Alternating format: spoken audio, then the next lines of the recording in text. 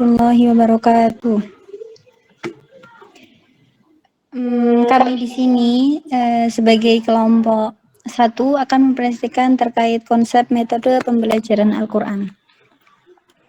Kami kelompok 1 yang beranggotakan dengan saya sendiri, Anissa Hamidah, kemudian ada Anissa Nur Hanifah, selanjutnya ada Hanifah Azdania, dan yang keempat ada Nema Ustadzah, selanjutnya ada Umi Fadlah, dan yang terakhir ada Ummu Latifah.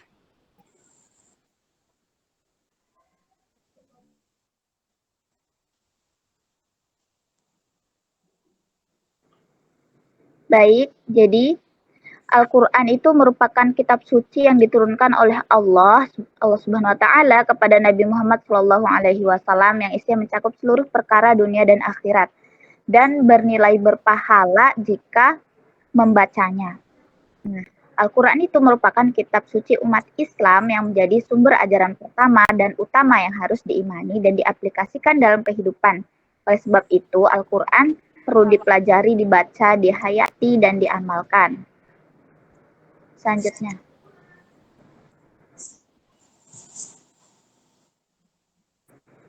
Nah, dalam proses pengajaran itu terdiri dari beberapa komponen yang tidak bisa dipisahkan, yaitu yang pertama metode pengajaran.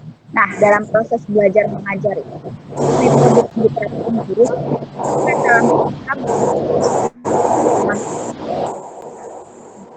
mengajarkan. Penggunaan metode yang tepat mampu menumbuhkan dan membangkitkan minat serta perhatian terhadap materi yang disajikan. Nah, berikut ada beberapa metode pembelajaran khususnya pada pembelajaran Al-Quran. Selanjutnya. Baik, yang pertama ada metode Hirosa.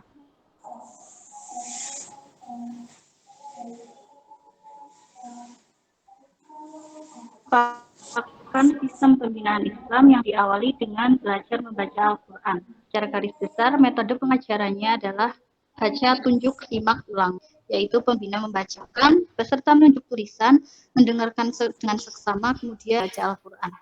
Yang kedua adalah metode Baghdadiyah. Metode ini disebut juga dengan metode Eja yang berasal dari bahasa Baghdad pada masa pemerintahan Bani Abbasiyah. Secara garis besar, metode ini memerlukan 17 langkah. 30 huruf hijaiyah selalu ditampilkan secara utuh dalam tiap langkah. Seolah-olah jumlah huruf tersebut menjadi tema sentral dengan berbagai variasi. Variasi dari tiap-tiap langkah menimbulkan rasa estetika bagi siswa karena bunyinya enak didengar dan indah dilihat karena penulisan huruf yang sama.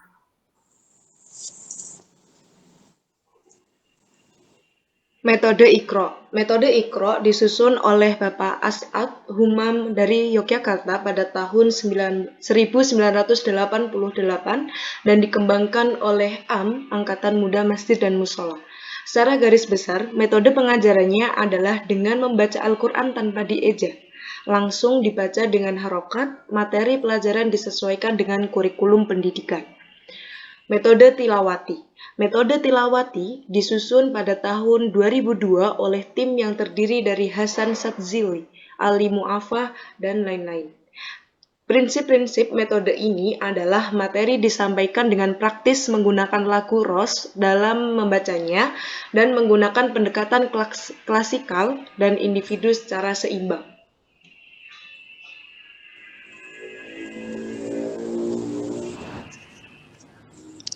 Baik, selanjutnya metode sintesis. Metode ini merupakan salah satu metode dalam pembelajaran BTA yang dimulai dengan mengenalkan huruf hijaiyah, bunyi huruf hijaiyah kemudian dirangkai menjadi kata dan kalimat. Sedangkan dalam pembelajaran menulis huruf Al-Quran, guru menggunakan langkah yang berbeda, yaitu menulis dengan cara menyalin, menulis dengan dikte, dan menulis dengan panduan. Metode yang keenam adalah metode Al-Barqi. Metode ini dinilai sebagai metode cepat membaca Al-Quran paling awal. Langkah-langkah dalam metode ini adalah 1. Menghafalkan beberapa kata lembaga dalam metode Al-Barqi. Yang kedua, kemudian guru menuliskan di papan tulis. Yang ketiga, siswa menuliskan kata yang telah dihafal dengan huruf hijaiyah. Dan yang keempat, siswa satu persatu diminta untuk membaca huruf-huruf tersebut dengan cara guru menunjukkan huruf-huruf tersebut dengan tidak teratur.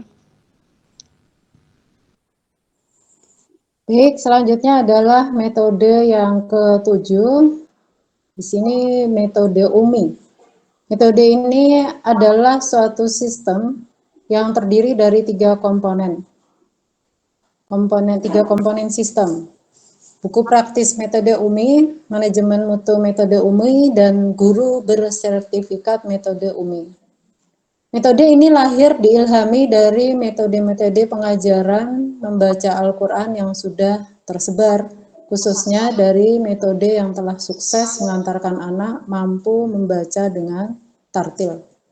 Selanjutnya yang terakhir atau yang ke-8, metode Qiraati. Metode ini ditemukan oleh Kiai Haji Dahlan Zalim Zarkashi pada tahun 1970 di Semarang. Secara umum, metode pengajaran Qiraati adalah satu, klasikal dan privat. Yang kedua, guru menjelaskan dengan memberi contoh materi pokok bahasan, kemudian siswa membaca sendiri. 3, siswa membaca tanpa mengeja. Dan yang keempat, sejak awal belajar, siswa ditekankan untuk membaca secara tepat dan cepat. Selanjutnya. Baik, dari beberapa metode yang sudah dijelaskan, tadi ada 8 metode. Saya akan sedikit menyimpulkan bahwa dalam mengajarkan Al-Quran itu tidak cukup hanya dengan menggunakan satu metode saja, karena tidak setiap metode pasti memiliki kelebihan dan kekurangannya masing-masing. Di samping keterampilan guru dalam menerapkan metode pengajaran, guru juga dituntut untuk terampil dalam menyampaikan materi kepada siswa dengan baik. Itu tadi sedikit presentasi dari kami terkait metode dalam pembelajaran Al-Quran. Mungkin sekiranya dari teman-teman ada yang ingin ditanyakan, bisa ditanyakan di forum diskusi ketika di kelas. Sekian, syukron, wassalamualaikum warahmatullahi wabarakatuh.